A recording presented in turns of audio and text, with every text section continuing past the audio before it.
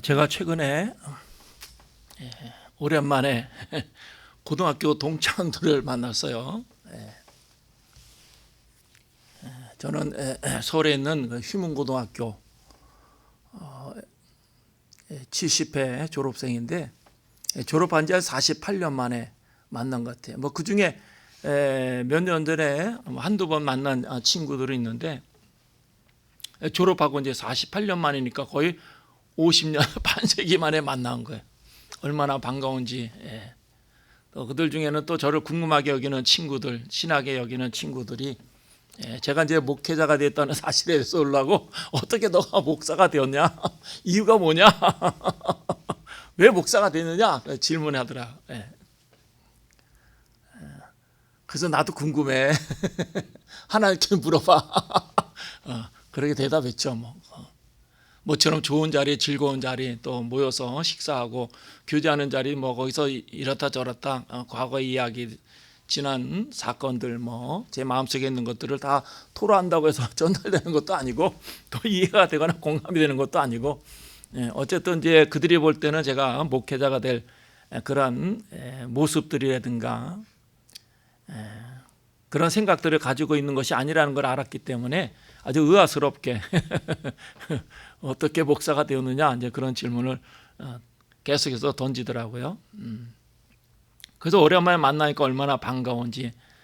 다 이제 나이가 들어서 머리가 희끗희끗하고, 또 아직도 일하는 친구도 있지만 또 대부분 은퇴하고 그렇게 이제 조용히 살아가는데 이런 얘기 저런 얘기, 또 아직도 한 달에 한 번씩 모여서 당구를 친다든지 골프를 친다든지 그런 이야기도 하고 여러 가지 이야기, 아주 재밌고 즐거운 시간들. 그래서 이제 가을에 또 만나자 약속했는데, 이제 대화 중에 제 마음에 이제 좀 기억이 되어진 것은 앞으로 이제 우리의 수명이 늘어난다라는 거죠. 우리의 전 세대, 저보다 연배가 높은 분들은 100세 세대가 될 것이고, 제가 만났던 친구들, 저와 같은 그런 또래 친구들은 120세 세대가 될 것이고, 우리 다음에 자라나는 젊은이들은 아마 150살까지 살지 않겠느냐, 그런 이야기를 하더라고요. 다 오래오래 건강하게 살고 싶은 마음들은 있지만 또 현실적으로 또 의학이라든지 환경이라든지 여러 가지 상황에 그 삶의 자리와 조건이 달라지니까 또 그렇게도 살 수 있겠다라는 생각이 들어요. 그래서 만약에 120살까지 산다고 한다면 저는 이제 새롭게 결단해야죠. 앞으로 어떻게 그 120살까지 살 것인가. 물론 현재는 남자들의 기대 수명이 82세, 여성은 85세, 86세 그렇게 이야기하는데, 어쨌든 120살까지 산다고 가정한다면 과연 무엇을 할 것인가, 어떻게 살아갈 것인가. 여러분은 어떻습니까? 여러분에게 120살까지 산다라는 보장이 확실하다면 여러분은 무엇을 위해서 살고 싶으십니까? 여러분 그 남은 시간에 무엇을 하기를 원하십니까? 오늘 시편 기자도 잘 면면히 그의 고백을 들어보면 노년에 하나님 앞에 자기의 소원이라든가 또 믿음의 결단을 지금 고백하고 있지 않습니까? 18절에도 하나님이여 내가 늙어 백발이 될 때에도 나를 버리지 마시며 내가 주의 힘을 후대에 전하고 주의 능력을 장래 모든 사람에게 전하기까지 나를 버리지 말아달라. 그 육신은 점점 쇠약해지고 또 천국이 갈 날이 가까워지면서 그 삶의 여정에 지난 날을 돌아보면서 내 남은 생애를 어떻게 살 것인가, 과연 나에게 소망이 있는가 스스로 질문하면서 하나님 앞에 이제 기도하고 있는 것이죠. 이 시편 기자는 정확하게 누가 이 본문을 기록했는지 알 수 없지만은 그 자신의 그 백발할 때를 고백하면서 젊은 날부터 신뢰했던 하나님, 그 마지막 순간까지 자기를 버리지 말고 자기와 함께 해달라, 자기 자신을 붙들어 달라, 그렇게 확신하면서 고백하고 있어요.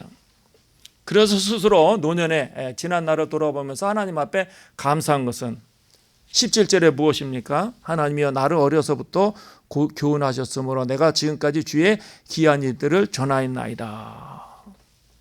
백발의 때 가장 위로와 소망이 되는 것은 지난날 자기가 이룬 어떤 업적이나 또 자기가 현재 가지고 있는 소유가 아니고 자기 자신 안에 새겨진 그 하나님의 말씀, 변하지 않는 하나님의 약속이 감사하다라고 고백하는 거죠. 그것이 삶의 동력이 되고 에너지가 되고 자기가 붙잡아야 될 영원히 변치 않는 하나님의 약속이라는 거예요. 그 하나님의 약속, 그 하나님의 말씀에 대한 그 믿음이 오늘날 자기를 지탱하는 버팀목이 되어졌다라는 것이죠. 이 시편 기자는 기억력은 희미하지만 그러나 어릴 때부터 들었던 하나님의 말씀, 때로는 그 말씀을 가슴에 새기고 그 말씀과 씨름하면서 그 영혼 깊은 곳에 각인되어져서 그 사라지지 않는 영원한 에너지가 되어졌다는 거예요. 저 자신도 젊은 날에 다른 무엇보다도 하나님의 말씀을 듣고 그 말씀에 위로받고 힘을 얻을 때는 그 말씀이 저의 말씀이 되도록 3개월이고 6개월이고 그 말씀에서 오랫동안 묵상하고 그 말씀의 묘미, 그 말씀의 그 깊은 뜻이 무엇인가 그렇게 몸부림치면서 그 말씀들이 제 마음판에 새기도록 노력했던 시간들이 있어요. 결국 그것이 나를 지켜주는 거죠. 우리가 왜 흔들리느냐? 삶의 여러 가지 어려움과 문제들, 고민과 갈등, 육체는 쇠하고 또 우리가 무엇인가 이룰 수 있는 그러한 그 여지, 그 기회들은 점점 사라지고 있지 않습니까? 그래서 우리 마음이 약해지기도 하고 위축이 될 때도 있어요. 그러나 우리가 흔들리지 않는 정말로 마지막까지 힘있게 살 수 있는 그 에너지, 그 소스가 뭐냐? 하나님의 말씀. 그 어릴 때부터 들었던 하나님의 생명의 말씀이 가장 강력한 위로의 무기가 되어졌다라는 것이죠. 아프리카에 가면 사바나 지역에 바오밥 나무가 있어요. 여러분도 생텍쥐베리가 쓴 어린 왕자라는 소설을 보면 거기에 등장하는데 아주 그 특별하게 생긴 큰 바오밥 나무가 있어요. 근데 이 바오밥 나무는 극심한 가뭄이 찾아도 많은 동식물이 쓰러지고 말라 죽을 때도 이 나무들은 푸름을 유지한다라는 거예요. 비가 내리지 않아서 땅이 쩍쩍 갈라지고 그래서 심지어는 동물들도 물을 마시지 못하기 때문에 죽어가는데도 이 바오밥 나무는 결코 말라 죽지 않는다라는 거예요. 그 비결은 어릴 때부터 땅 깊은 곳에 수맥과 그 안반수까지 뻗어내린 그 뿌리에서 계속 수분을 공급받기 때문에 이 바오밥 나무는 그 몇 달의 가뭄에 결코 쓰러지지 않는다라는 것이죠. 그리고 하나님의 말씀 붙잡고 하나님 의지하며 살아가는 것이 얼마나 중요한가. 날마다 생명의 말씀에 귀를 기울이고 그 말씀의 마음판에 새기는 것이 얼마나 중요한가. 예레미야 17장 7절과 8절에 보면 여호와를 의뢰하며 의지하는 그 사람은 복을 받을 것이라. 그는 물가의 신기움 나무가 그 뿌리를 강변에 뻗치고 더위 걸지라도 두려워하지 아니하며 그 잎이 청청하며 가뭄 후에도 걱정이 없고 결실이 그치지 아니함 같으리로다. 바오밥 나무처럼 여호와를 의지하고 의뢰하는 그 사람, 하나님의 말씀에 믿음의 뿌리를 깊이 내리고 그 말씀을 강하게 붙잡고 있는 사람은 환경이 변하고 세월이 흘러서 육체적인 쇠약함 가운데 또 여러 가지 어려움을 해서 공경에 빠졌을 때도 결코 실망하거나 낙심하지 않고 더 역설적으로 열매도 맺게 되어진다는 것입니다. 우리가 하나님의 말씀을 내 마음에 새기고 그 말씀을 기억하는 것이 얼마나 중요한가. 말씀의 한 구절, 찬송의 한 구절, 한 소절은 그 영혼의 안반수에 다 있는 뿌리와 같다라는 거죠. 그것만이 아니에요. 시편 기자는 과거에 하나님께 행하신 놀라운 역사와 그 기적과 능력들, 그 영적인 체험이 그 마음에 노년에도 백발이 성성해서 기운이 빠졌지만은 그러나 그 마음이 약해지지 않는다라는 것이죠. 그 인생을 통해서 하나님의 놀라운 역사들을 경험했기 때문에 그것이 언제나 그의 삶의 충분한 에너지가 되어진다라는 거예요. 믿음의 선진들도 그렇지 않습니까? 이사야나 사무엘 선지자는 성전에서 하나님의 음성을 듣고 모세는 호렙산 가시떨기나무 앞에 여호와 하나님을 만나기도 하고 또 신약의 다메섹 도상에서 사도 바울은 예수 그리스도를 만나는 놀라운 역사, 이것이 저들의 삶을 지탱하게 하는 그 강력한 영적인 에너지가 되어졌다라는 것입니다. 여러분도 마찬가지예요. 지금까지 하나님의 은혜로 살아오지 않았습니까? 하나님의 자비와 국률로 살아오지 않았습니까? 하나님의 크나큰 은혜와 사랑으로 살아오지 않았습니까? 여러분의 살아온 세월 자체가 하나님의 은혜의 연대기라는 거예요. 한번 생각해 보세요. 진지하게 모든 것을 멈추고 여러분의 과거를 돌아보면 여러분의 과거의 그 역경의 한복판에서 또 그 크고 작은 사건들 속에 어떻게 하나님 나를 지키시고 건지시고 먹이시고 입히셨는가, 그리고 내 삶을 이끄시고 인도해 오셨는가. 사실 모든 것이 주의 기이한 일들을 기록한 내용이지 않습니까? 하나님의 말씀을 듣고 또 우리의 삶의 한복판에 하나님의 응답하신 놀라운 사건에 대한 영적인 체험이 얼마나 우리의 신앙 가운데 중요한가, 결코 잊어서는 안 된다는 거예요. 유대민족도 마찬가지야. 2000년 동안 주 70년 로마에서 유대민족이 멸망당했지만은, 그러나 20세기에 들어와서 유대 땅에 이스라엘이라는 나라를 건국하기까지 2000년 동안 유리방황에 땅도 없고 사람들에게 멸시와 천대를 받아가면서 어떻게 2000년 동안 그리스도 다 사라졌어요. 몽골도 사라졌어요. 프랑스 나폴레옹이 세운 제국도 다 사라지고, 그러나 2000년 동안 나라도 없이 여기저기 쫓겨다니면서 유리방황했던 유대민족이 어떻게 오늘날 이렇게 강력한 민족으로 거듭날 수 있었던가. 끊임없이 하나님의 말씀을 듣고 그 하나님의 말씀을 가르치고 그 말씀을 삶에 적용하고 하나님을 섬기는 삶을 살고, 또 하나님의 택하신 백성이라는 그 자부심, 그 자기 자신들의 정체성, 내가 누구인가, 우리 민족이 어떤 민족인가, 우리가 무엇을 위해서 살아가는가, 그래도 잃어버리지 않았기 때문에 유리방황하고 쫓겨다니고 때로는 사람들에게 죽임을 당하고 사람들에게 재산을 빼앗기는 그 고통 가운데서도 그들의 정체성과 신앙을 포기하지 않았기 때문에, 잃어버리지 않았기 때문에 오늘날 강력한 이스라엘 민족으로 거듭나게 되어지는 거예요. 오늘날 유대민족은 보세요. 세계 정치, 경제, 군사, 외교 다 장악하고 있잖아요. 금융과 교육, 과학 분야에서 엄청난 영향력을 발휘하고 실제로 노벨상 수상자의 3분의 1이 다 이스라엘 사람들이에요. 우리가 해야 될 일이 무엇이냐? 노년에 주님 만날 날이 가깝고 우리 육신은 쇠하고 우리가 일할 수 있는 기회는 점점 줄어들고, 과연 나머지 생을 어떻게 살아야 될 것인가? 오늘 시편 기자는 뭐라고 이야기합니까? 자기가 경험한 하나님의 말씀과 그 영적인 체험, 하나님의 놀라운 은혜와 하나님의 역사하심에 대해서 다음 세대의 후세에게, 내 가까운 사람들에게 끊임없이 이 신앙의 유산을 전하는 자가 되겠다라고 고백하고 있는 거예요. 비록 몸은 연약해질지라도 그 입술은 주의 기이한 일들을 증언하는 살아있는 강단이 되기를 원한다라고 고백하고 있는 거예요. 우리가 이 남은 생에 강건하고 멋지고 열매 맺는 생을 사는 것은 끊임없이 하나님을 찬미하고 믿지 않는 자들에게 하나님이 내게 어떻게 역사하셨는가, 하나님이 내게 어떻게 사랑을 베푸시고 하나님이 내게 어떻게 은혜를 베푸셨는가를 증거하는 삶을 살 때 우리의 삶은 더 넉넉하게 되고 부유하게 되고 풍성하게 되고 파워풀하게 되고 열매 맺게 되고 영향력 있는 삶을 살게 되어진다는, 절대 믿음의 사람들은 위축될 것도 아니고 약해질 것도 아니고 더 그 믿음이 견고하고 영적으로 깨어나고 하나님 내 마지막 때까지 하나님의 영광을 드러내는 생을 살겠다. 그럴 때 우리의 노년은 더욱 영광스러워진다라는 것입니다. 그러나 현실적으로는 인간의 연약함을 가지고 있어요. 나이는 들고 육신은 약해지고 또 한편으로 인간적으로 두려움이 찾아오죠. 그래서 뭐라고 오늘 고백하고 있습니까? 그 인간적인 두려움을 솔직하게 하나님 앞에 아뢰면서 나를 버리지 마시며 내 힘이 쇠약할 때에 나를 떠나지 마소서, 그렇게 간절히 간구하고 있어요. 이 간절한 부르짖음은 우리의 연약함을 대변하는 거예요.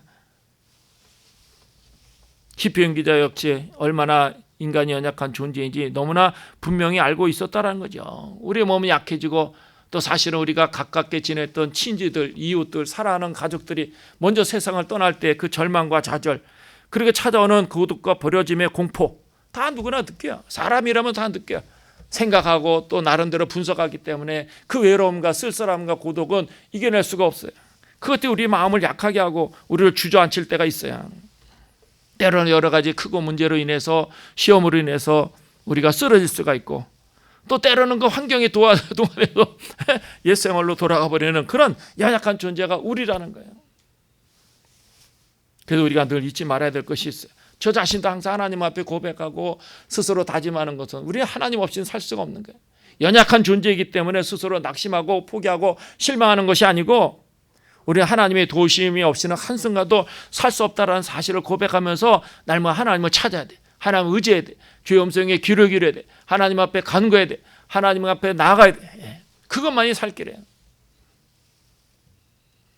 아모스 5장 4절에 여호와께서 이스라엘 족속에 이르시기를 너희는 나를 찾으라 그리하면 살리라. 너희는 나를 찾으라 그리하면 살리라. 살 길이 다른 데 있는 것이 아니에요. 오직 하나님 안에 소망이 있고 용기가 있고 위로가 있고 꿈이 있고 담대함이 있고 확신이 있고 열정이 있고 치유가 있고 위로가 있고 평안이 있는. 세상은 절대로 우리 마음의 곤고와 슬픔, 외로움과 고독, 쓸쓸함을 잘 치유해 줄 수가 없어요. 말은 들어줄 수 있어요. 나는 이렇게 저렇게 고민하고 괴로워하고 갈등하고 낙심하고 흔들리는데 어찌하면 좋겠느냐 말하면 들어줘요. 상담자도 들어줘요. 그러나 내 문제가 해결되어지는 것은 아니에요. 내 마음의 상처가 치유되어지는 것은 아니에요. 내 마음에 찾아오는 공과 슬픔과 외로움이 해결되는 것은 아니에요. 그러나 주님만은 내게 찾아오셔서 나를 만져주죠. 우리가 실패할 때도 괜찮아, 다시 일어나, 용기를 내. 내가 너와 함께하고 지고 내가 너를 도와줄 것이다. 제가 젊은 날에 하나님의 은혜를 많이 체험하고 또 하나님의 그 놀라운 사랑을 많이 맛보고 경험되어서 그 중에 항상 잊을 수가 없는 것이 요한복음 21절에 보면 베드로가 예수님의 십자가 달려 돌아가시고 부활하신 그 놀라운 역사를 경험했음에도 불구하고 갈릴리 호수로 다시 도망가잖아요. 베드로가 얼마나 부끄럽고 수치스럽고 창피해요. 많은 사람들 앞에 또 천한 계집종 앞에서 나는 예수 그리스도를 모른다. 나는 예수를 모른다. 그렇게 강하게 부정하지 않았습니까? 그런데 그 마지막 최후의 만찬석상에서 다 주를 버릴지언정 나는 주를 버리지 않겠나이다. 저놈들은 다 배반할 거예요. 주님 저놈들을 믿지 마세요. 11명의 제자들 다 가짜예요. 뭐 좀 나쁘게 하면 다 쓰레기예요. 찌질이에요.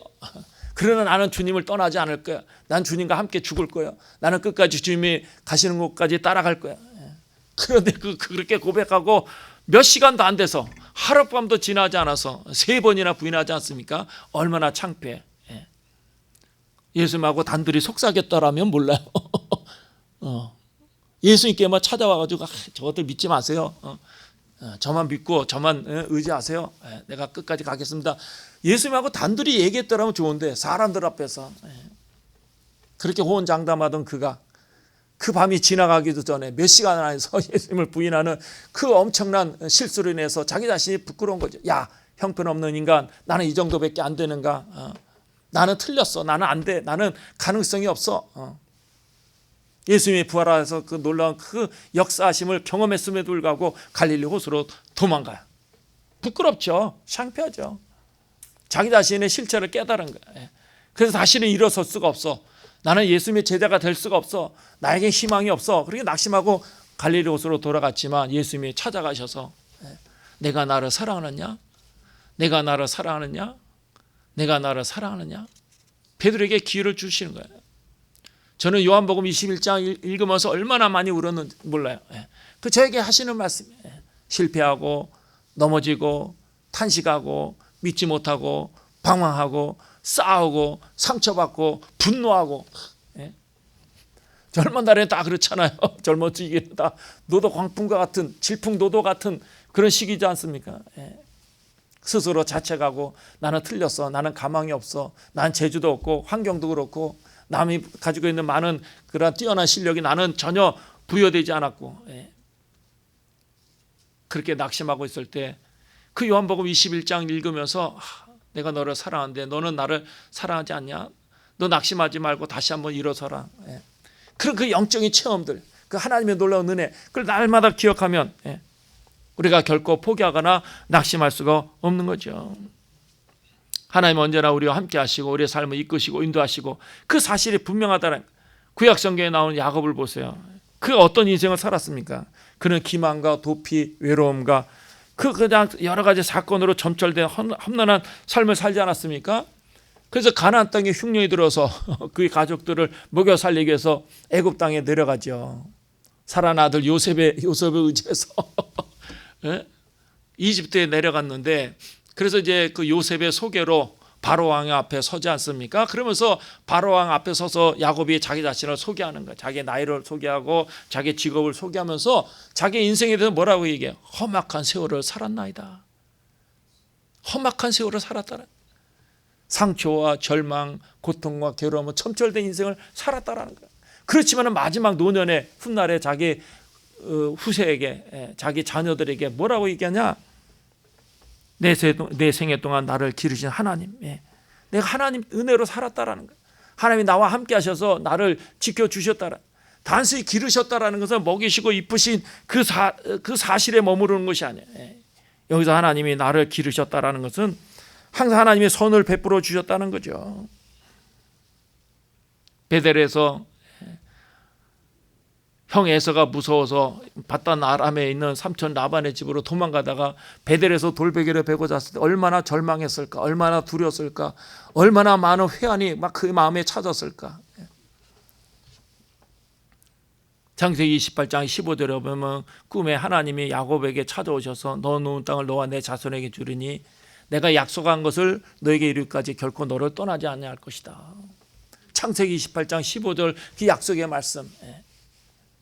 그는 아버지 형을 속이고 정말 그 자기가 어떻게 성공하겠다라는 그 기대와 열망은 아름답지만 그러나 그의 태도와 그의 생각은 그렇게 칭찬할 만한 것은 아니에요. 그래서 그 집을 떠나서 머나먼 길을 갈 때 그것만이 20년 동안 그 삼촌 라반의 집에서 얼마나 고생해요. 노예처럼 머슴처럼 살지 않았습니까? 그러나 그 고된 타향살이에도 하나님이 지켜주셨어요. 방금 말씀드린 대로 가나안의 흉년이 들어서 굶어 죽게 생겼는데도 그러나 하나님께서 미리 요셉을 애굽 땅에 보내가지고 국무총리로 많은 사람들과 존경과 사랑을 받고 바로로부터 인정을 받는 그 국무총리가 되어서 그 요셉을 통해서 야곱의 가족 전체가 구원받지 않았습니까? 그래서 하나님께서 그 일생에 함께 하셔서 선을 베푸시고 인도하신 것처럼 앞으로도 그 남은 생에 하나님이 함께 하시고 인도하실 것이라는 그 강한 믿음. 오늘도 마찬가지예요. 우리가 가지고 있는 약점이나 연약함은 하나님부터 분리되는 표시가 아니에요. 오히려 내 힘이 쇠약할 때 하나님의 능력이 가장 분명하게 나타나는 영적인 기회가 된다는 사실을 믿어야 돼요. 그 연약함 때문에, 그 허물 때문에, 그 문제 때문에 우리 인생이 무너지고 우리의 삶이 깨어지는 것은 아니에요. 그것 때문에 우리가 하나님을 찾고 하나님을 의지하고 우리가 어떤 상황에서는 꼭 기억해야 될 거 하나님이 나와 함께 하신다. 강한 손으로 붙잡아 주신다.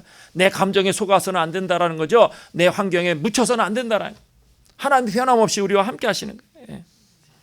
그래서 임마누엘의 하나님, 그의 백성과 함께 하신 하나님. 예수님의 부활 승천하시면서 제자들에게도 주신 약속의 말씀이 볼지어다 세상 끝날까지 너희와 항상 함께 할 것이다. 여호수아 1장 5절에도 9절에 보면 하나님께서 여호수아가 이스라엘 백성들을 데리고 가나안 땅에 들어갈 때도 내가 너와 함께 할 것이다. 모세가 바로 왕 앞에 섰을 때도 그가 막 고민하고 두려워할 때도 내가 너와 함께 할 것이니 너는 걱정하지 말아라. 오늘날도 마찬가지요. 하나님이 저와 여러분에게 주는 분명한 약속이 무엇입니까? 어떤 상황과 어떤 형편에서든 우리와 함께 하신다. 그 사실을 믿으면 사실은 걱정할 필요가 없어요. 두려워할 필요가 없어요. 앞으로 어떻게 할 건가 고민할 필요가 없다라는 거예요. 그래서 우리가 백발의 때에도 하나님께서 우리와 함께 계시고 우리의 손을 붙잡고 계시다는 사실을 강하게 믿어야 돼요. 그러나 그럼에도 현실은 많은 고난과 역경, 때로는 그것으로 인해서 우리가 고통당할 때가 있어요. 더군다나 노년에 겪는 질병이라든가 외로움이라든가 무기력함, 그 땅 깊은 곳에 던져지는 것처럼 느껴질 때가 있어요. 그러나 이 고난이라는 것은 우리 하나님 우리에게 주는 형벌이 아니에요. 우리를 멸망시키기 위한 심판이 아니에요. 오히려 그 고난을 통해서 우리가 영적 눈을 뜨게 되지 않습니까? 그 고난을 통해서 우리의 사고가 깊어지고 피상적인 것을 연연하지 않게 되어져요. 여러분도 마찬가지. 여러분도 사실은 지금까지 살아오면서 많은 일들을 경험했잖아요. 어떻습니까? 한번 인생에 뭐 대단한 거 있나요? 별거 있나요? 우리는 과거에 그냥 사소한 거라도 목숨을 걸고 세상에 대한 집착과 연연하면서 살지 않았습니까? 그러나 수많은 사건과 일들을 통해서 내가 고통받을 때 우리 세상에 연연하지 않는 여유로운 마음을 갖게 되어졌다는 거예요. 그것만이 아니에요. 그 고통을 통해서 다른 사람의 고통을 이해하고 품에 안을 수 있는 넉넉한 사람으로 변화되지 않습니까? 제가 젊은 날에 그걸 경험한 거예요. 왜 하나님 저에게 이렇게 나를 아프게 하느냐? 왜 나를 들들 볶느냐? 나를 왜 시달리게 하느냐? 그때는 몰랐어요. 근데 제가 목회를 하고 보니까 적어도 다른 사람들의 그 아픔과 고통에 대해서 제가 그 문제를 해결해 줄 수는 없지만 그들이 갖고 있는 아픔이 어떠한가는 저는 알아요. 왜? 제가 과거에 젊은 날에 경험했기 때문에. 적어도 사람들이 무엇을 가지고 고민하는가, 그들의 마음과 생각이 어떠한가 표정만 봐도 얘기만 들어도 알아요. 이해가 돼요. 그래서 어느 누구도 탓하지 않아요. 어느 누구도 정죄할 수가 없어요. 제가 다 젊은 날에 경험했기 때문에. 이 고통을 통해서 사물의 진정한 가치를 알게 되어지고 더 나가서 하나님의 주시는 그 기쁨을 소유하게 되는 거예요. 고난과 고통이 없이 하나님의 자녀가 되고 하나님의 백성이 된다? 있을 수가 없지요. 제가 젊은 날에 깨닫고 경험되어지고 죄 엄수를 들은 것은 우리에게 주는 아픔과 고통, 왜 나를 이렇게 들들 볶냐, 왜 나를 이렇게 시달리게 하느냐, 내가 너를 사랑하기 때문에 하나님 앞에 바로 서서 영적인 눈을 뜨고 하나님의 자녀답게 살아가도록, 우리가 영적으로 깨어나서 그 믿음이 약해지지 않도록 하나님은 계속해서 우리에게 가시를 주고 우리 앞에 삶의 장애를 주고, 그것만 없으면 자유하고 그것만 없으면 행복하고 그것만 없으면 신날 것 같은데 사실은 그렇지 않아요. 그것 때문에 우리가 영적으로 깨어있고 하나님의 말씀 붙잡게 되고 하나님 앞에 엎드리게 되고 하나님을 의지하게 되고 오늘날 신앙을 지키는 거예요. 내 의지로 안 해요. 내가 과거에 영적인 체험을 하고 하나님의 말씀을 듣고 신비한 놀라운 일들을 경험했기 때문에 내가 신앙을 유지하고 신앙을 지킨다? 천만의 말씀 아니에요. 오늘도 내게 가시가 있고 아픔이 있고 상처가 있고 고민이 있고 고뇌가 있고 갈등이 있으니까 하나님을 찾는 거예요. 하나님 아니면 누가 위로해 줄 사람이 없어. 하나님 아니면 의지할 데가 없는 거예요. 그래야 그 아픔을 통해서 우리가 적극적으로 하나님 앞에 나가지 않습니까? 그래서 하나님은 우리의 고난을 통해서 새로운 세계로 인도하시고 또 진리를 깨닫게 하시고 더 깊은 신앙으로 우리를 몰아가시는 거예요. 그래서 시편 기자가 오늘 고난을 허락하신 하나님께 뭐라고 고백합니까? 우리를 다시 살리시며 땅 깊은 곳에서 다시 이끌어 올리시리라. 확실히 믿는 거죠. 자기가 경험했어요.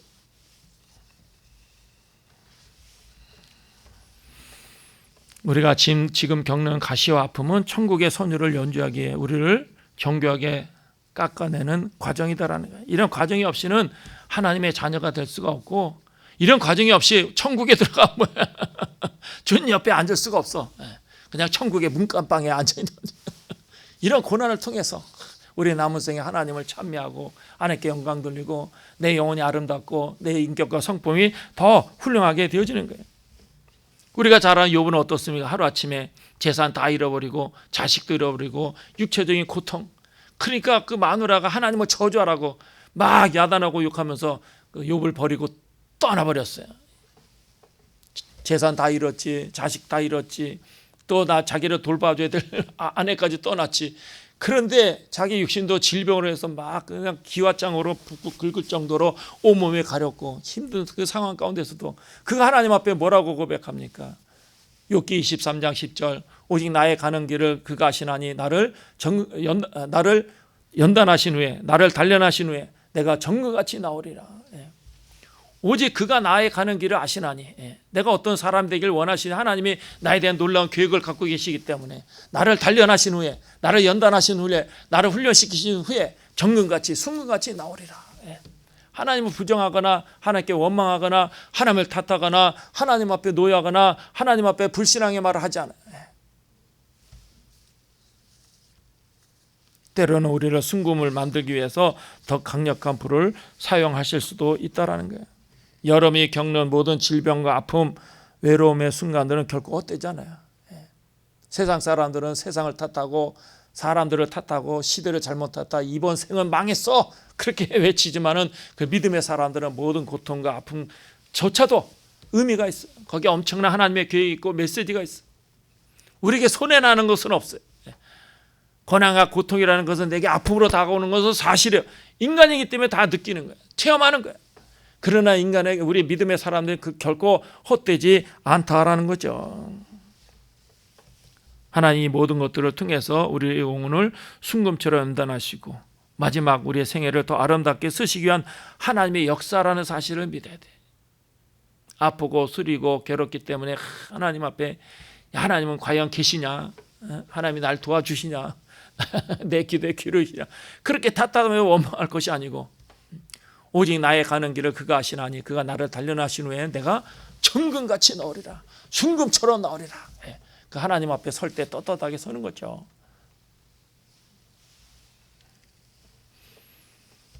우리가 노년의 삶에 백발의 때 어떻게 살아야 되는가, 환경과 조건을 초월해서 하나님을 찬양하는 삶을 살아야 한다는 것입니다. 오늘 시편 기자가 고백하고 있지 않습니까? 22절에 나의 하나님이여 내가 또 비파로 주를 찬양하며 주의 성실을 찬양하리이다. 이스라엘의 거룩하신 주여 내가 수금으로 주를 찬양하리이다. 20절에 우리에게 여러 가지 심한 고난을 보이신 주께서 고난 가운데 있지만은 하나님을 원망하거나 불평하는 것이 아니고 하나님을 노래하고 찬송하겠다. 찬양이라는 것은 늘 막 응답받고 기적을 체험하고 내 삶이 평안하고 내가 복을 받아서만 찬양하는 것이 아니에요.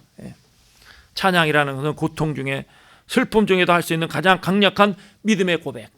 그래서 찬송에 뭐예요? 곡조가 있는 기도라 했어요. 곡조가 있는 기도.